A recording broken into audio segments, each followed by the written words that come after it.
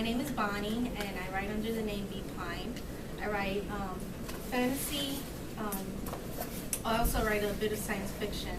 What I have here is a young adult fantasy series. It's published by Silver Leaf Books, and it's won 2 Royal Dragonfly Book Awards from 5-star publications, one for science fiction fantasy and one for newbie author. And the title's Familiar Origins, and the second book will be coming out later this year. Would you like to introduce yourself? Why don't you do your reading and we'll let you introduce You want to do it that way? Yeah. I think that's what they've done before. Okay, I'm easy. Okay, the story, Familiar Origins, the entire saga does not have one main character. It has between 5 and 8 main and supporting characters, which is one of the things people love so much about the book. What I'm going to read is sort of an introduction to one of the main characters, so I'm jumping a little bit ahead. The story starts when they're all young, which makes it pretty much a YA, but there's a little bit of violence. I have to warn everybody, it's a little bit graphic sometimes. So I will go ahead and start. Galen walked carefully in the dark, too afraid to even use her night vision to see. The red glow from her eyes might attract attention if she did. It was hard to see the stars through the big trees, but Galen had a feeling she was going the right way. A sound she had never heard before stopped her in her tracks. She sensed the icky animals she had seen at the camp. She would never forget the way their minds felt. They made her think of gigantic lizards. That was probably what they were. Galen backed up against the nearest big tree and switched to her night vision. There were 2 of them flanking her. She sensed the 3rd one behind the tree. Just like any cunning group of hunters, they had encircled their prey. Galen scrambled up the tree as fast as she could.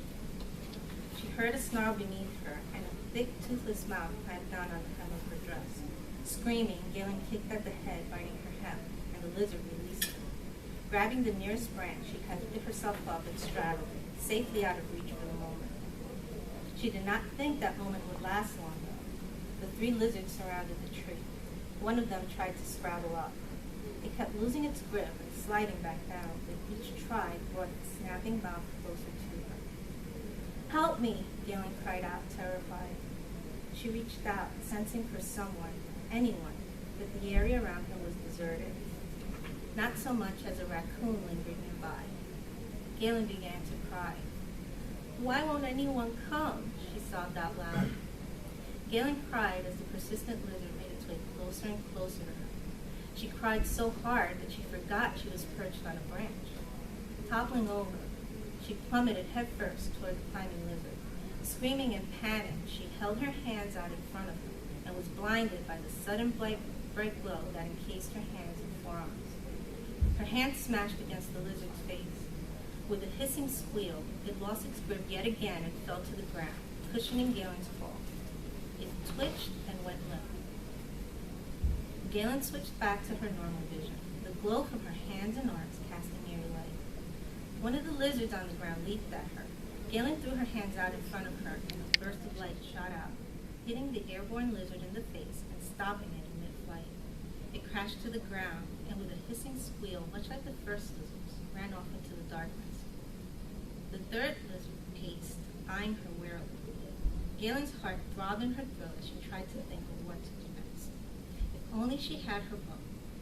This close, even a broken arrow would. She stared in amazement as the blow in her hand stretched and began to take some sort of shape. A bow. It's turning into a bow. She looked at her other hand and wished for an arrow. It worked. Ben always said I had a great imagination. Galen notched the light arrow, drew the light bow, and fired. A flash of light streaked straight through the lizard's throat, leaving a scorched hole in its wake. The lizard's head arched back and it toppled over soundlessly. It lay on its side, twitching weakly. Galen slumped against the tree, breathing heavily as the glow in her hands and arms faded. She couldn't sense anything nearby. Feeling safer than she had in days, she wearily climbed back up the tree onto a thicker, sturdier branch than the last one she had been on. Lying face down, she let her legs dangle off the sides and rested her head against her folded arms. Nothing could get to her here without waking her up. After all that excitement, she needed to rest. One short nap, and she would be on her way again. Where is she? Ben woke up with a jump. One of the soldiers stood before him, a leather-wrapped pole in one hand. Where is the girl, boy? Ben looked up. His neck was stiff, and his head hurt from sleeping against the wagon wheels. What are you talking about? The pole lashed across his thighs. Ben cried out as pain went searing through his legs. Don't act dumb, kid. Your little sister, where is she? Ben turned his head from side to side. She should be here. I don't know what happened. Please don't hit me again, he whined. His remark brought him another lashing.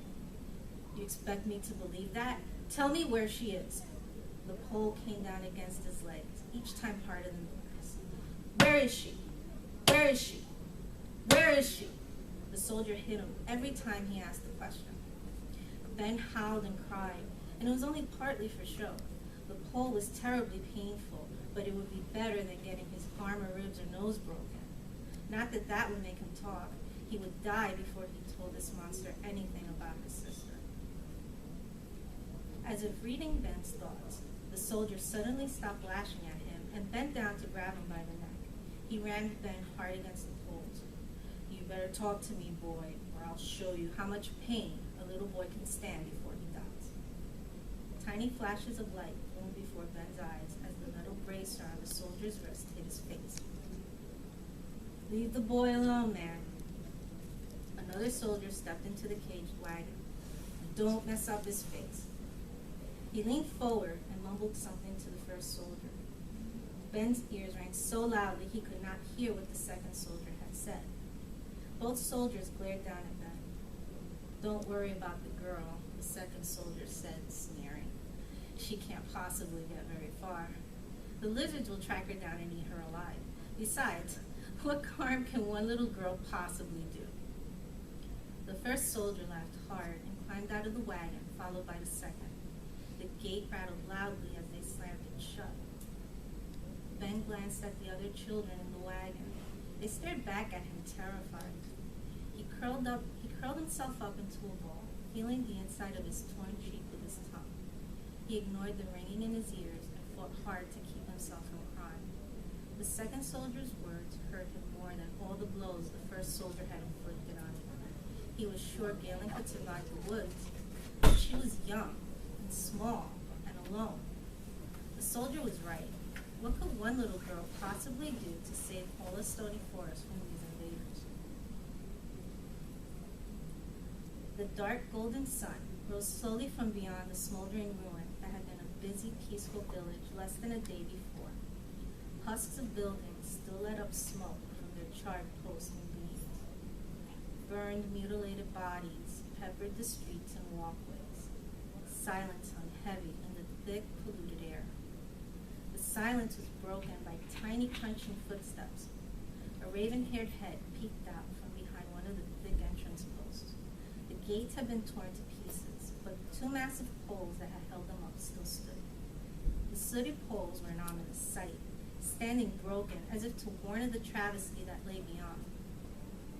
Galen stepped out from behind the entrance post and walked through. Her pale brown eyes reflected the light from the morning sun that filtered through the haze blanketing the small town.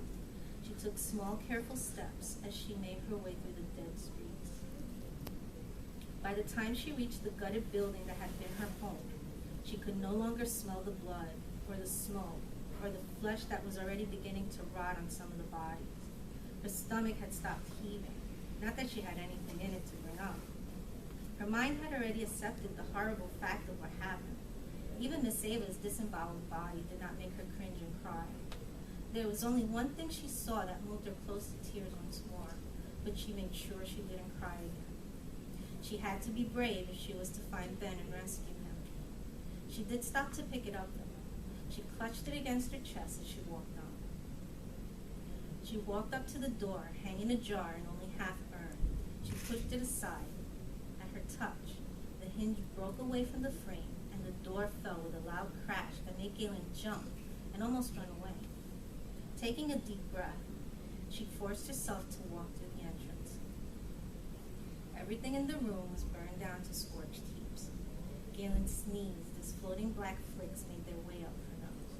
She made her way up to the heap in the middle of the room and knelt down next to it. The rug Ben had folded over their mother had served as a good funeral shroud. Galen could make out some of her bones in the burned mess. Looking closer, she noticed that the bottom of the rug had not burned completely. She also saw a strange bulge underneath. Setting down what she carried, she thrust her hand underneath the rug and pulled out the object beneath it. Galen held up the silver brush her mother had been using on her just before the attack.